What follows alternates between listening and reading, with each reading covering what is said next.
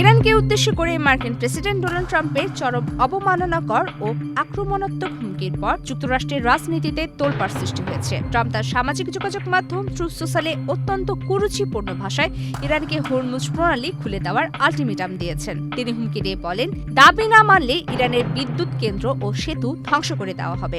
এমনকি তার পোস্টের শেষে সকল প্রশংসা আল্লাহর বাক্যটি যোগ করে ব্যঙ্গাত্মক আচরণও করেছেন। ওদের স্বপ্ন পূরণে পাশে থাকতে পেরে আমরা গর্বিত।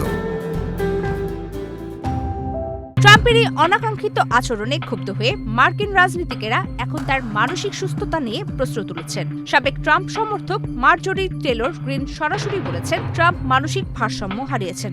তিনি ইসরায়েলের হয়ে এই যুদ্ধ চালিয়ে যাওয়া এবং নিরপরাধ মানুষ হত্যার তীব্র সমালোচনা করেন। অন্যদিকে ডেমোক্রেটিক নেতা চাক শুমার ট্রাম্পের বক্তব্যকে উন্মাদের, পাগলের প্রলাপ এবং সম্ভাব্য যুদ্ধ অপরাধের হুমকি বলে অভিহিত করেছেন। স্বতন্ত্র মার্কিন সিনেটর বার্নি স্যান্ডার্স প্রেসিডেন্ট ট্রাম্পের এই আচরণকে বিপজ্জনক ও মানসিকভাবে ভারসাম্যহীন বলে আখ্যা দিয়েছেন। সেই সঙ্গে কংগ্রেসকে ট্রাম্পের বিরুদ্ধে ব্যবস্থা গ্রহণ করার আহ্বান জানান।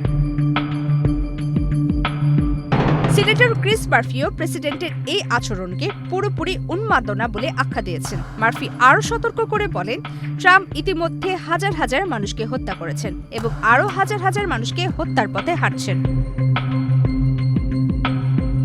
এদিকে ইরান সাফ জানিয়ে দিয়েছে যে যুদ্ধের ক্ষয়ক্ষতির যথাযথ ক্ষতিপূরণ না পাওয়া পর্যন্ত তারা হরমুজ প্রণালী খুলবে না। গত ফেব্রুয়ারি থেকে এই গুরুত্বপূর্ণ সমুদ্রপথ বন্ধ থাকায় বিশ্ববাজারে জ্বালানি তেলের দাম রেকর্ড উচ্চতায় পৌঁছেছে।